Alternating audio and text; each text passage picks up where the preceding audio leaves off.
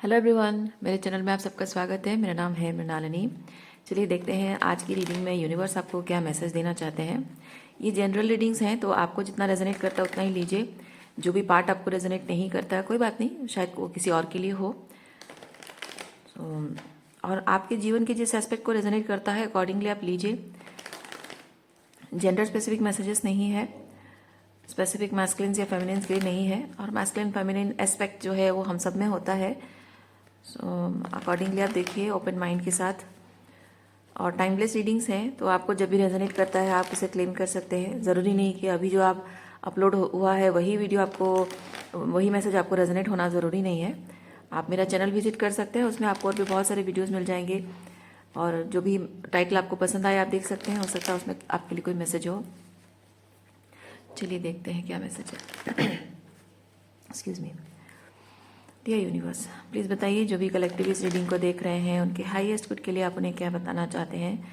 Thank you for your grace, thank you for the love, thank you for abundance, thank you for healing, thank you for transformation, thank you for guidance, thank you for clarity, thank you for protection, thank you for validation. Dear universe, thank you, thank you, thank you.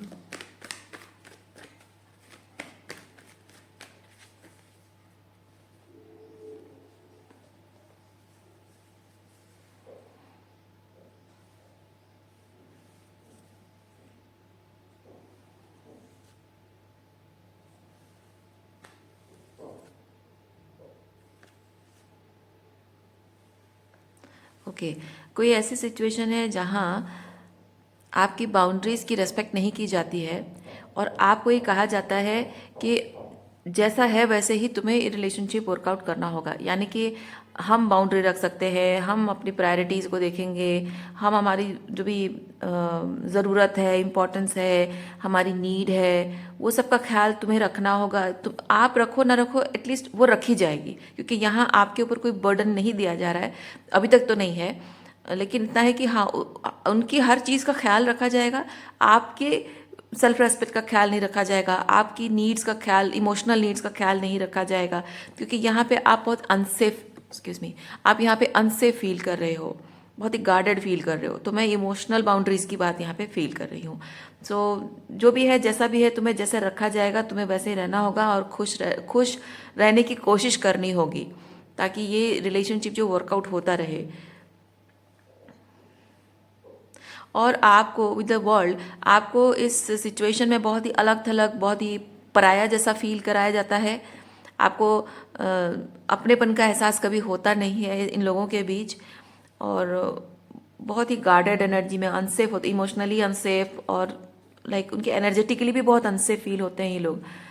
Like इनसे बात करने में आपको हर वक्त सोचना पड़ता होगा कि पता नहीं कब किस मोमेंट पे क्या बोल दें, कब टॉन्ट मार दें, कब मजाक उड़ा दें, कब पता नहीं मूड मूड बना के, मतलब मुंह बना के ये दिखाएं कि वो आपसे नाराज़ है, और कब कौन सी बात उनको नापसंद हो, कब कौन सी बात को लेकर रोना धोना करके जाके ड्रामा करने लग जाएं।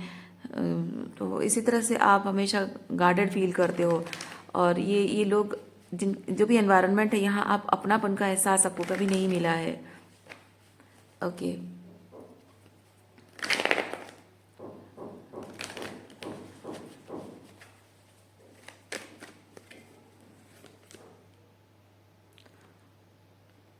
Moon.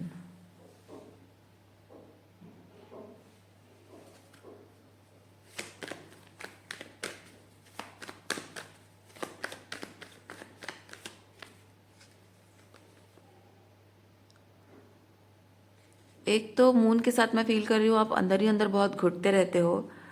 And with devil, specific एक फेमिनेट एनर्जी है, शायद मदर है, मदरली एनर्जी है। मदरली नहीं कहूँगी, मदर, मदर आर्केटाइप एक पर्सन हो सकती हैं, जो कि बहुत ही डेवलिश हैं, बहुत ही टॉक्सिक हैं, मैनिपुलेटिव हो सकती हैं। मैनिपुलेटिव है, डोमिनेटिंग है, कंट्रोलिंग है, may be she is a narcissist. Emotional abuse बहुत करती हैं आपके ऊपर।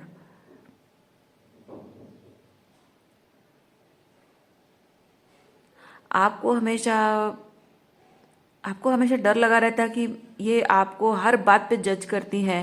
आप अच्छा करो तो भी आप ठीक ठाक ऑर्डिनरी टाइप का कुछ करो तब भी, और कुछ ना करो तब भी, हर वक्त वो आपको जज करती रहती हैं। तो आपको शायद इस पर्सन की प्रेजेंस में बहुत एक नर्वसनेस तो नहीं, बट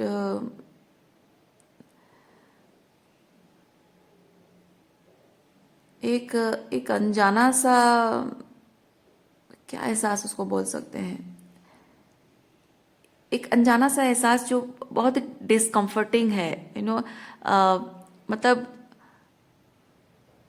इस इंसान को बहुत अच्छे से आप समझ गए हो, उसका पैटर्न समझ गए हो कि उसको कभी भी आप वो मतलब आपसे मन ही मन जलती है या मन ही मन आपको पसंद नहीं करती है सीक्रेटिवली, और वो आपके खिलाफ मन ही मन, मतलब उसके दिमाग में हमेशा कुछ ना कुछ आपके खिलाफ ताना बाना बुनता रहता है हर वक्त। मतलब ऐसा नहीं कि एक मोमेंट स्पेयर कर दे, नहीं, वो हर वक्त जब भी आप उसके आसपास आते हो कुछ ना कुछ वो गेम खेलती रहती है। इसलिए आपको उसके सामने जाने में, उसके पास जाने में भी आपको अनकंफर्टेबल लगता है, उससे आंखें मिलाने में भी आपको अनकंफर्टेबल लगता है। ऐसा नहीं कि आप उसको देखकर डरते हो, ऐसा नहीं है, लेकिन kind of very uncomfortable energy. या चलिए देखते हैं किस तरह का अनकंफर्टेबल है।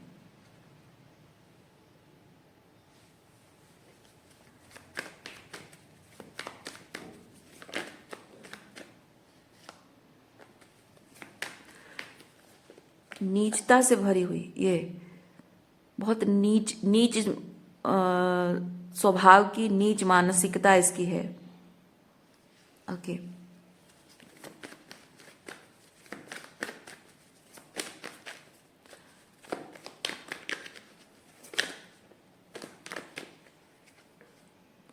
मनीमन जैसे आपको मनीमन जैसे आपको अपना दुश्मन मानती है, और आपसे दुश्मनी, कोल्ड वॉर, आपसे दुश्मनी भी निभाती है। कोल्ड वॉर बाहरी तौर पे दिखाने की कोशिश करती कि वो बहुत अच्छी है, लेकिन आप ही सेंस कर पाते हो, उसको पता है कि अकेले आप सेंस कर पाते हो, वो जानबूझ के ऐसा करती है, सिर्फ आप ही सेंस कर पाते हो। वो कोल्ड वॉर जो आपके साथ करती है, वो अकेले आप ही महसूस कर पाते हो, बाकी सब लोग कोई महसूस नहीं कर पाते हैं, किसी को जानने नहीं देती हो, और आप अकेले महसूस करते हो, और उसको आपको तड़पाने में मज़ा आता है।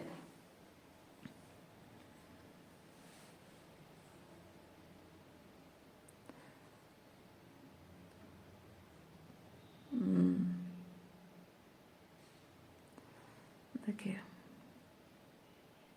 ये बहुत ही क्लाउडेड एनर्जी है, क्लाउडेड है। तो यहाँ पे ये पर्सन वही चीज़ कर रही है, आपको परेशान करती है, आपको तड़पाती है, आपको इरिटेट करती है, आपको ट्रिगर, जानबूझ के आपको ट्रिगर करती है, उसको मज़ा आता है। आपको आपको किसी भी तरह से आपको ट्रिगर कर पाती है, इमोशनली या साइकोलॉजिकली आपकी एनर्जी चेंज कर पाती है, बहुत ही लाइक लो वाइब्रेशन में चले जाते हो, गुस्सा, फ्रस्ट्रेशन, चिड़चिड़ा लगता है आपको। और ये चीज़ वो जैसे छुपा के करती है, छुपा के करते, ऊपर से दिखता है कि ये रिलेशनशिप बहुत अच्छा है, she is a very kind hearted women, और बहुत ही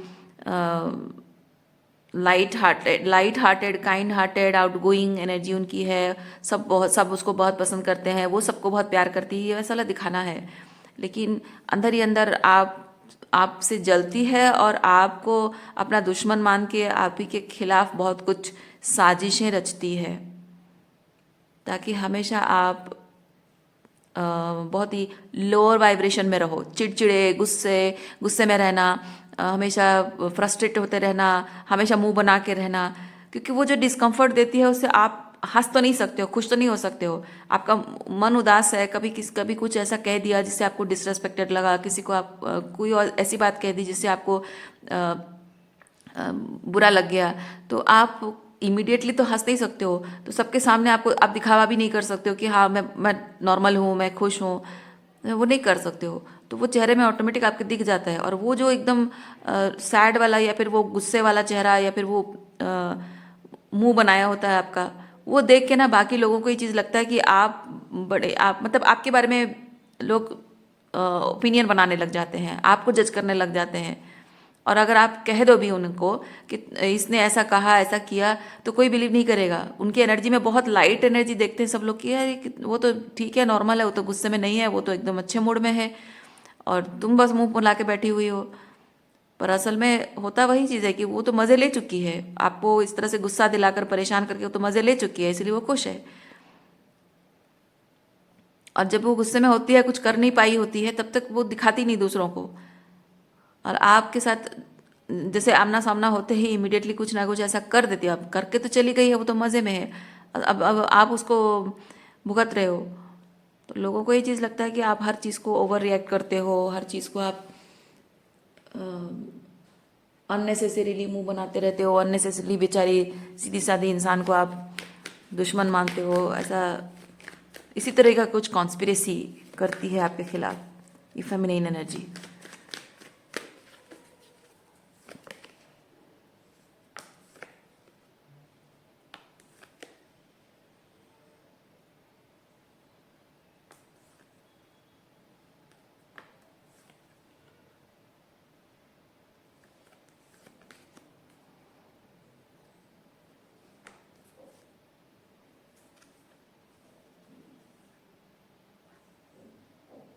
I feel like this is may be ये ऐसी सिचुएशन हो सकती, this is kind of marriage relationship और समथिंग,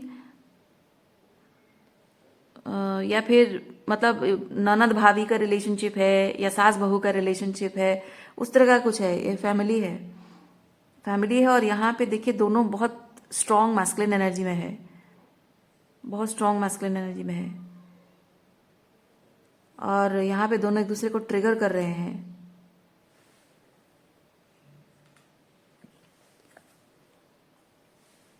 आप ये किंग ऑफ पेंटिकल की एनर्जी में रहना, मतलब मैं इजी शब्द में अगर कहूँ, आप बहुत ही ग्राउंडेड एंड सॉर्टेड रहते हो, तो इस इंसान को ना ये जल भून जाती है और इसको बहुत गुस्सा आता है। आप बहुत काम, रिलैक्स, ग्राउंडेड रहते हो, वो उसको नहीं पसंद है।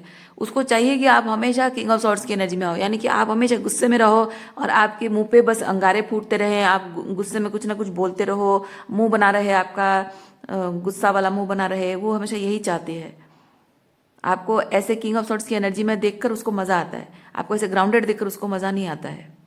और आपको इस एनर्जी में लाकर वो ऐसे किंग ऑफ पेंटिकल की एनर्जी में आती है, आपको इरिटेट करके, गुस्सा दिलाकर, फ्रस्ट्रेट करके वो ग्राउंडेड फील करती है, अच्छा कंफर्टेबल लगता है उसको।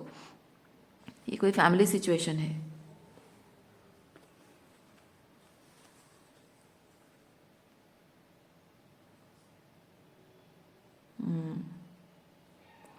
और यहाँ पे एट ऑफ सॉर्ड्स मुझे ये चीज़ बताता है कि इस पर्सन से आप ऐसे पर्सन है जो कि ऐसे लोगों के मुंह नहीं लगना चाहते हो, ऐसे लोगों से आप कट ऑफ कर देते हो, बात नहीं करते हो, शक्ल नहीं देखते हो।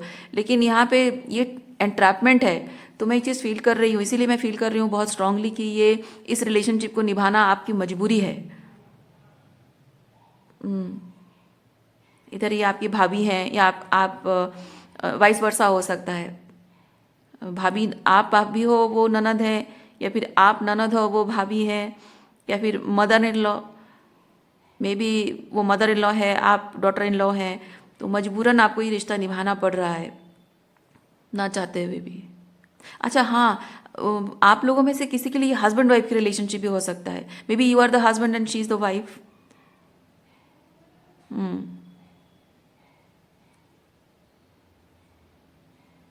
यस, मजबूरन, रिश्ते के नाते मजबूरन निभाना पड़ रहा है।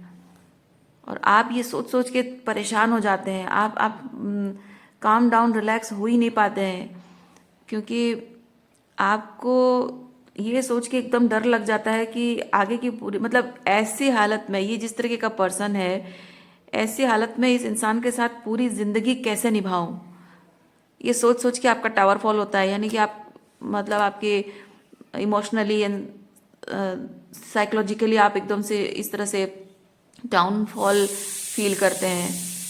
ये होता है घर में आग लग जाना, और यहाँ से देखिए लोग कैसे भागने के लिए रास्ता बंद है तो इधर उधर जंप मार रहे हैं, तो आपको वैसे ही चीज़ लगता है कि मैं यहाँ से बच के निकलने का कोई रास्ता नहीं है। ये वैसी एनर्जी है, ये पूरी ज़िंदगी यहाँ ऐसे निभाते रहना होगा, बच के निकलने का कोई रास्ता नहीं है। और ये रिश्ता आपके लिए बर्डन बन चुका है, बर्डन बन चुका है, और आप थक चुके हो, टायर्ड हो चुके हो।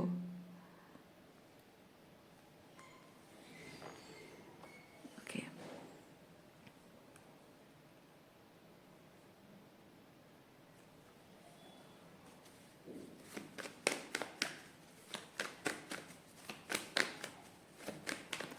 इसमें मुझे आपके अगर ये सास सास बहू का रिलेशनशिप है या ननद भाभी का रिलेशनशिप है, तो इसमें वो मिडिल ग्राउंड में वो मैन फिगर मुझे फील हो रहा है।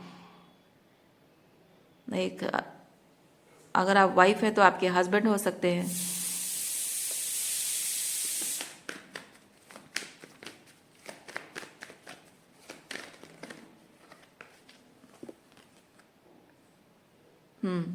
इस चीज़ में वो पार्टिसिपेट करना नहीं चाह रहे हैं। आपके जो हस्बैंड है इस चीज़ में वो पार्टिसिपेट नहीं करना चाह रहे हैं। बेसिकली आप जिससे अपनी ये तकलीफ़ आप जिसके साथ शेयर करते हो, आप उम्मीद करते हो कि ये आपकी इस तकलीफ़ को, प्रॉब्लम को समझे और कोई आपका साथ दे और इस सिचुएशन को हैंडल करने में मदद करे, वो इंसान है ये। एंड ये इसको फ़र्क नहीं पड़ता, ये अपने आप में मस्त है, ये इसमें पार्टिसिपेट भी नहीं करना चाहता है इंसान।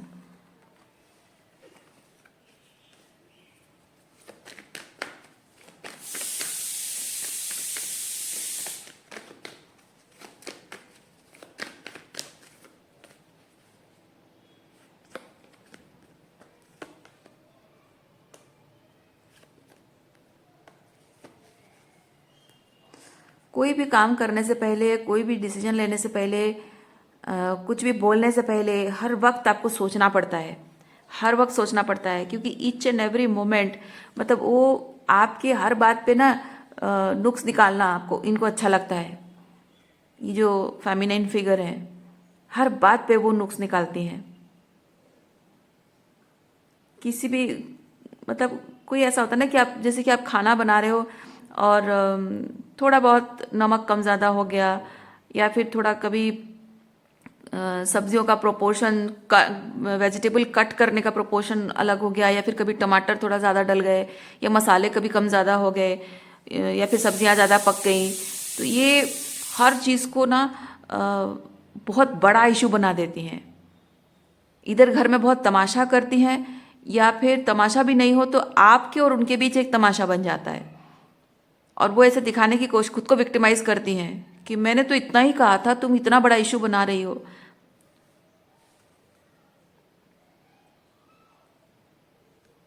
और आपको मतलब हाईलाइट करने का मतलब वही चीज़ है कि आपको सिंपली बोल सकती है कि आज थोड़ा ये प्रॉब्लम था और अगली बार थोड़ा ठीक कर लेना, बस उतना ठीक है। लेकिन वो उसको बहुत बढ़ा चढ़ा के उसको ऐसे बोलती है जैसे कि मतलब आपने कोई बहुत बड़ा क्राइम कर दिया हो। हम्म।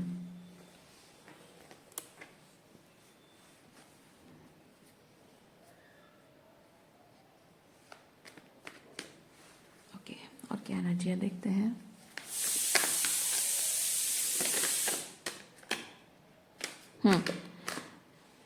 देखिए, ये आपको अपना नौकर समझती हैं। अगर आपकी सास हैं तो वो आपको बहू नहीं, बहू सिर्फ बना के लाई होंगी, लेकिन मन ही मन आपको अपनी नौकरानी समझती होंगी, नौकरानी की तरह ट्रीट भी करती होंगी, वो चाहती होंगी कि आप नौकरानी बन के रहो, उनके इरादे ऐसे हैं। या फिर अगर ये हस्बैंड वाइफ का रिलेशनशिप है and she is the wife, तो आप हस्बैंड होने के नाते जो पैसा कमाते हो, बाकी जो भी एज अ हस्बैंड जो आपकी ड्यूटी है, वो आपको समझती होंगी कि हाँ, उनका ख्याल रखना, उनकी सारी ज़रूरतें पूरी करना जैसे आपकी एक जिम्मेदारी है। You are her servant. और मे बी आपको फेमिनिज्म के नाम पे, ओके, हो सकता है फेमिनिज्म के नाम पे आपको घर के सारे काम करवाती होंगी, बर्तन धुलवाना, घर के सारे काम करना, बाहर करना, तो शायद ये कहती होंगी कि मैं भी घर का काम करती हूँ, ऑफिस भी जाती हूँ, सारा काम करती हूँ, तो तुम क्यों नहीं कर सकते? हाँ, कर सकते हो, लेकिन पार्टनरशिप समझ के दोनों मिलके चीज़ को, काम को शेयर करना एक अलग बात होती है, और एक सर्वेंट की तरह काम करवाना एक अलग बात होती है। तो होता है ऐसा, कुछ ऐसे महिलाएं भी होती हैं जो फेमिनिज्म के नाम पे मर्दों के साथ अब्यूज़ भी करती हैं। तो that kind of thing is happening. Child orphan, yes, जैसे मैंने कहा यहाँ पे फैमिली सिचुएशन अगर है, आपके इन लॉज हैं, सिस्टर इन लॉ हैं, तो मे बी वो स्पेसिफिकली मदर इन लॉ, क्योंकि ऑर्फन है यहाँ पे, तो वो आपको ऐसा जताती होंगी कि आपका यहाँ कोई नहीं है। उनके उनके बेटा बेटी को प्यार करती होंगी। जो नियम उनके बेटी के लिए एप्लीकेबल होगा वो आपके लिए नहीं होगा। मतलब जो सहूलियत, ईज़ एंड कंफर्ट एंड जो अपॉर्चुनिटीज़ उनकी बेटी के लिए है आपके लिए नहीं होगा। या फिर वो बेटा और बहू में फ़र्क करते होंगे कि नहीं, मेरा बेटा है तो अच्छे से खाना खाएगा, तुम बेटी हो तो तुम ऐसे ही बासी कुछ खा लो, या फिर इधर उधर कुछ खा लो, या फिर कुछ इस तरह से, मतलब डिस्क्रिमिनेशन करना, बेटा और बेटी में डिस्क्रिमिनेशन करना जैसे होता है। हाँ, ये भी हो सकता, ओके बेटा बेटी, हाँ हो सकता है कि ये आपकी खुद की मदर भी हो सकती हैं। यस, केयर एंड कंसर्न दिखाती होंगी ऐसे सबके सामने, लेकिन एक्चुअली में आपके और आपके भाई बहनों में डिफ्रेंशिएट भी करती होंगी। Discrimination between son and daughter, maybe you are the daughter, और आपको वो बहुत ही अकेला महसूस कराती होंगी। ऑर्फन,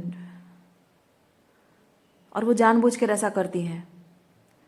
उनके लिए priority, if this is mother, उनके लिए प्रायोरिटी उनके दूसरे बच्चे हैं, या फिर उनका बेटा है, या फिर जो भी है अदर चाइल्ड, आपके जो सिबलिंग है, उनके लिए वो ज़्यादा इम्पॉर्टेंट है। और आपकी मदर इन लॉ है तो जाहिर सी बात है, मदर इन लॉ दुनिया में शायद ही कोई ऐसी मदर इन लॉ, लाखों में एक कोई ऐसी मदर इन लॉ होगी जो कि अपनी बेटी से ज़्यादा बहू को प्यार करती हो, और बेटे से ज़्यादा भी बहू को प्यार करती हो। ऐसे लाखों में कोई एक ही होगी।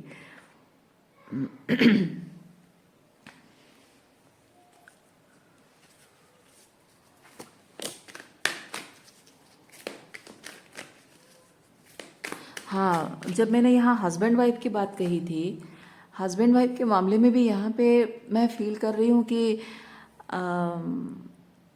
आपके साथ भी कुछ सर्टन तरीके से बिहेव किया जाता होगा। लाइक मे बी आपके पेरेंट्स नहीं हैं, और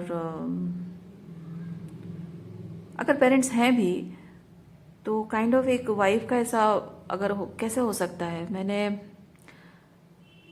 मैंने कभी किसी औरत को अपने पति के साथ ऐसा करते नहीं देखा। मैं मर्दों को औरतों के साथ करते देखा है, औरतों को मर्दों के साथ ऐसा करते मैंने इतनी टॉक्सिक वाइफ मैंने नहीं देखी। मैनिपुलेटिव वाइफ मैंने देखी है।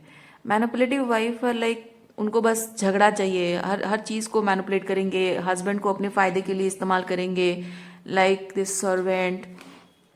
और जब उनकी ज़रूरत होगी तब उनके पास, हाँ हो सकता है ऑर्फन वही चीज़ हो सकता है कि जब ज़रूरत है तब आपको रिश्ते का ये करते होंगे, मतलब व्हाट इज़ दैट वर्ड, रिश्ते का वास्ता देकर आपसे करवाती होंगी बहुत सारी चीज़ें। लेकिन जब उनकी ज़रूरत पूरी हो जाती है तो आपको इमोशनली अबैंडन कर देती होंगी, आपसे कोई बातचीत नहीं करती होंगी, जैसे आप उनके लिए सिर्फ उनकी ज़रूरत पूरे करने का कोई एक माध्यम है। आपका बैंक बैलेंस और आपका गाड़ी, आप ड्राइवर हो और बैंक बैलेंस आपका है, बस आपको गाड़ी में उनको बिठा के लेके जाना है और उनकी ज़रूरत पूरी करनी है, पैसे खर्च करने हैं। Some this kind of behaviour maybe वो कर रही होंगी आपके साथ, इसीलिए आप इस तरह की फील कर रहे होंगे उनके साथ।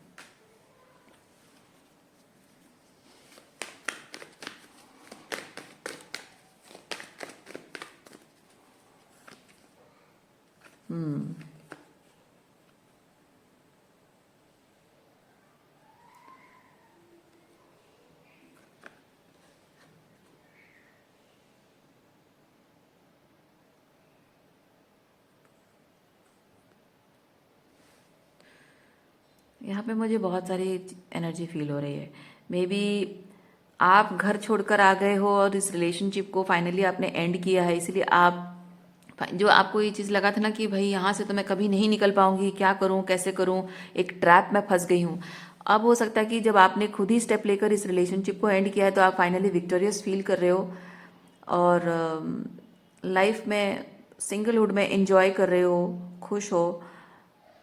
या फिर ऐसा हो सकता है कि आप जब ये रिश्ता खुद ही छोड़कर गए हो तो शायद वो लोग आपको ब्लेम करते होंगे कि ये not not a good women और not not a good wife, you know. ये थोड़ा सा रंगीला स्वभाव का है।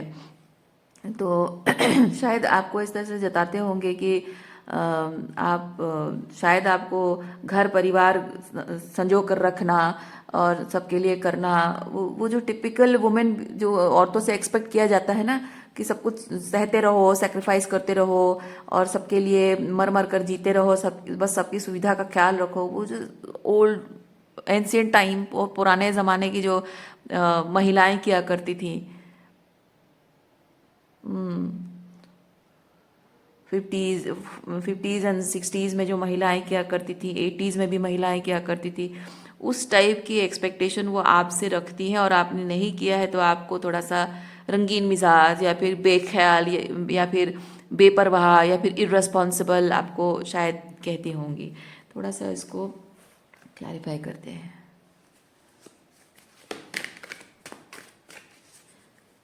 या फिर इनको ये लगता होगा कि आप जो रिलेशनशिप छोड़कर आए हैं, आप मज़े लेने के लिए आए हो और आप अभी बहुत मज़े में हो, ऐसा उनको लगता है। थोड़ा सा क्लैरिफाई करते हैं।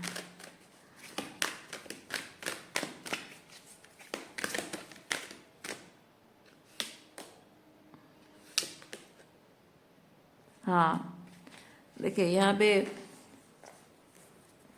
ये मज़े लेने वाली एनर्जी है, देखिए,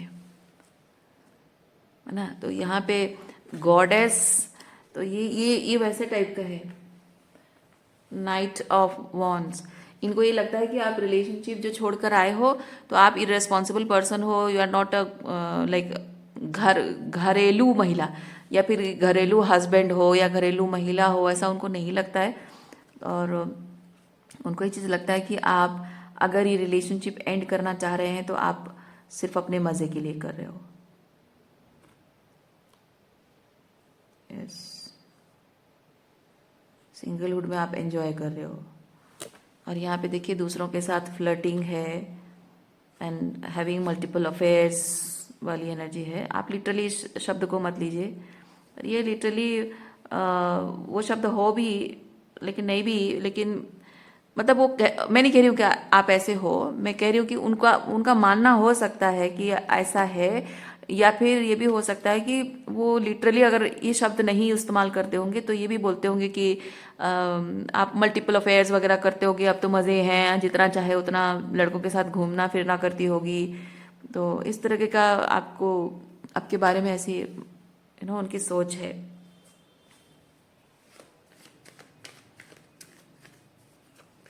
ये हाई प्रीस्टेस भी इन लोगों को इतनी आइडिया भी नहीं है कि ये रिश्ता अगर आपने छोड़ा है, अलग हुए हो इनसे, तो मज़े नहीं लिए हैं आपने, क्योंकि हाई प्रीस्टेस बहुत ही एक नन वाली एनर्जी है। नन है, बहुत ही स्पिरिचुअल एनर्जी है, बहुत ही स्पिरिचुअली इंटीग्रेटेड पर्सन, जो कि अपने आप को अब एक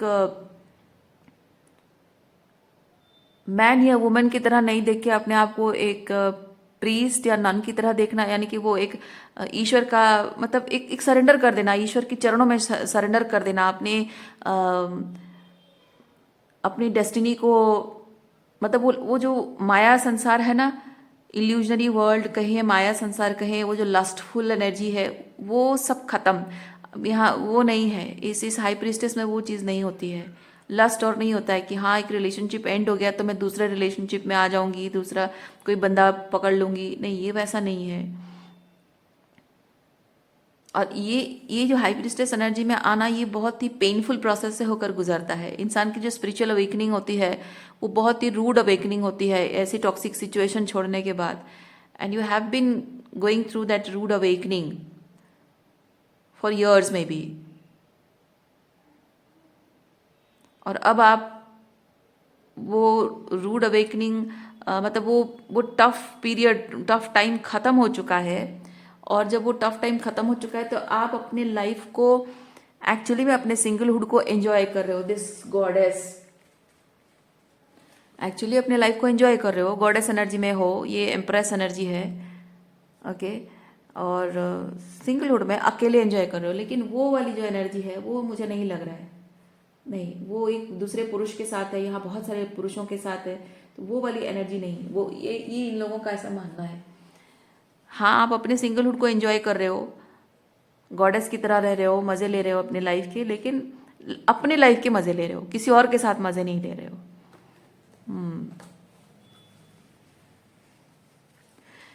क्योंकि ये सब जो आपने एक्सपीरियंस, तो इन लोगों के साथ रिलेशनशिप में जो आपने ब्रेकडाउन आपने एक्सपीरियंस किया है अपने अंदर, उसके बाद खुद को फिर से संजोना, फिर से खुद को वो स्कैटर्ड बीइंग को पूरी तरह से रिकलेक्ट करके फिर से उठ खड़े होना हिम्मत की बात होती है।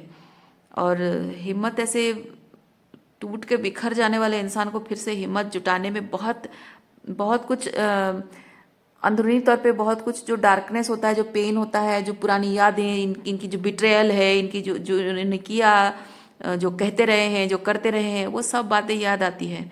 वो आती हैं, सरफेस पे आती हैं, उसे आपको फील करना होता है, उसको प्रोसेस करना होता है। This is kind of very, this healing process is very painful. और उसके बाद जाके जब आप इस सिचुएशन को लेट गो करते हो, इस एनर्जी को लेट गो करते हो, उसकी फीलिंग धीरे धीरे कमती जाती है, वो पेन का एहसास धीरे धीरे कमता जाता है, वो बिट्रेल की फीलिंग कम होती जाती है। धीरे धीरे आप इनको इनसे डिटैच होते हो। डिटैचमेंट का मतलब ये नहीं है कि आप इनसे अभी भी प्यार करते हो। डिटैचमेंट मतलब गुस्सा रिजेंटमेंट जो होता है ना, वो भी एक अटैचमेंट है। सो काइंड ऑफ वो फ्रस्ट्रेशन, वो रिजेंटमेंट जो आपके अंदर था वो भी चला गया है। अब आप इनको कुछ मानते ही नहीं हो शायद, वो डिटैचमेंट आती है, तभी जाकर ये एम्पावरमेंट होती है। ओके, तो अब आप इनको अपना मानते नहीं हो, आपको फर्क नहीं पड़ता ये लोग क्या है। आप शायद इनको एक वही अजनबियों की तरह मानते हो कि मैटर नहीं करते अब ये लोग मेरे लिए। और ये बहुत पेनफुल प्रोसेस होता है।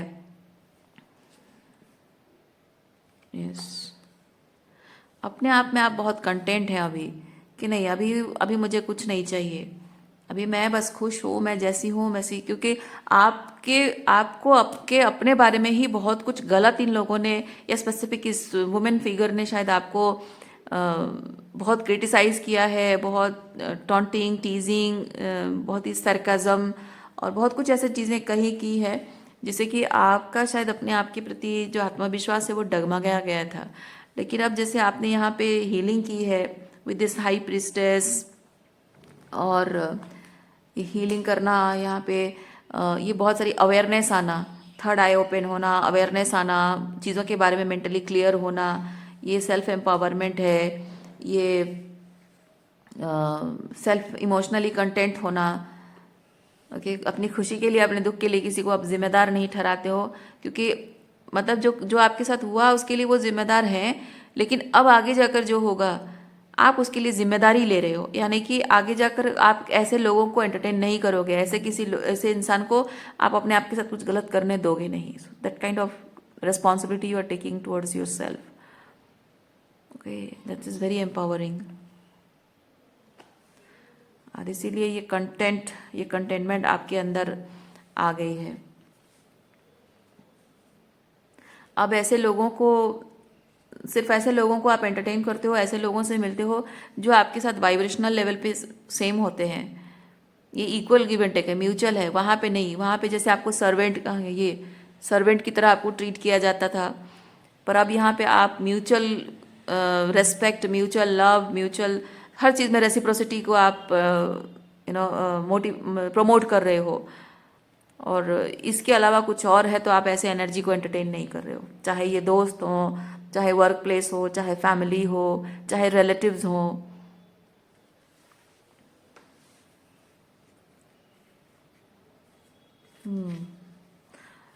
सो आज के लिए इतना ही है। उम्मीद करती हूँ इस रीडिंग से आपको कुछ क्लैरिटी मिली हो। मैं आपको नेक्स्ट रीडिंग में मिलती हूँ। अपना ख्याल रखिए, खुश रहिए, बाय।